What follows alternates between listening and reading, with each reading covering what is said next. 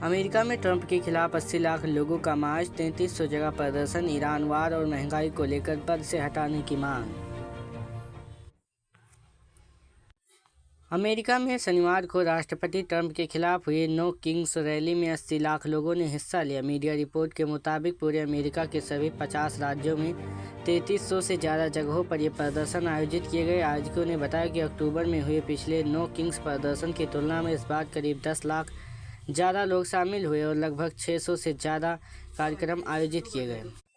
प्रदर्शन कर रहे लोगों का कहना है कि वह ट्रंप सरकार की कई नीतियों से नाराज हैं। उनका गुस्सा खासतौर पर ईरान के साथ बढ़ते तनाव, सख्त इमिग्रेशन कार्रवाई और बढ़ती महंगाई को लेकर है। कई जगहों पर लोगों ने ट्रंप और उपराष्ट्रपति जेडी वेंस के खिलाफ पोस्टर दिखाए और उन्हें पद से हटाने की मांग की।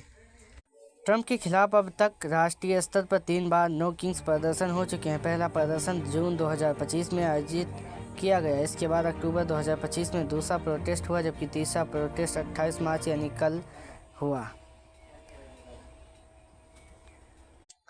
व्हाइट हाउस बोला, प्रदर्शन से लोगों को फर्क नहीं पड़ता। व्हाइट हाउस ने इन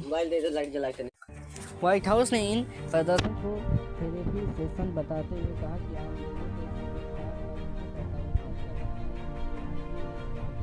के लिए है। उन्होंने यह भी कहा कि वे राजा नहीं हैं और उनके खिलाफ लगाए जा रहे आरोप गलत हैं। सिर्फ अमेरिका ही नहीं बल्कि दुनिया के दूसरे हिस्सों में भी ट्रंप के खिलाफ नाराजगी देखने को मिली है।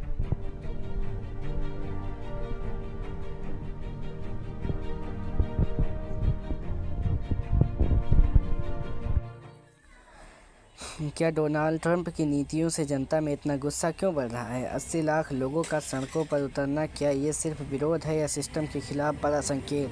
अगर 50 राज्यों में 3300 जगह प्रदर्शन हो रहे हैं तो क्या सरकार जनता की आवाज़ सुन रही है?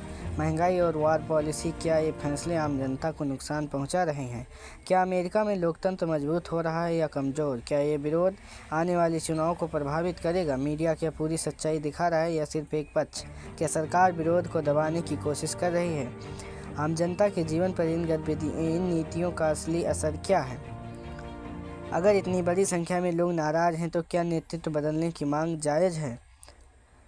अमेरिका और अस्थिरता का असर पूरी दुनिया की राजनीति और अर्थव्यवस्था पर पड़ सकता है। इंटरनेशनल रिलेशन, खासकर ईरान पर तनाव बढ़ सकता है। ग्लोबल मार्केट और ऑयल प्राइस पर असर। बड़े स्तर के प्रदर्शन से ट्रैफिक प्रदूषण और संसाधनों पर दबाव। अगर वार बढ़ता है तो कार्बन उत्सर्जन और विनाश बढ़ेगा।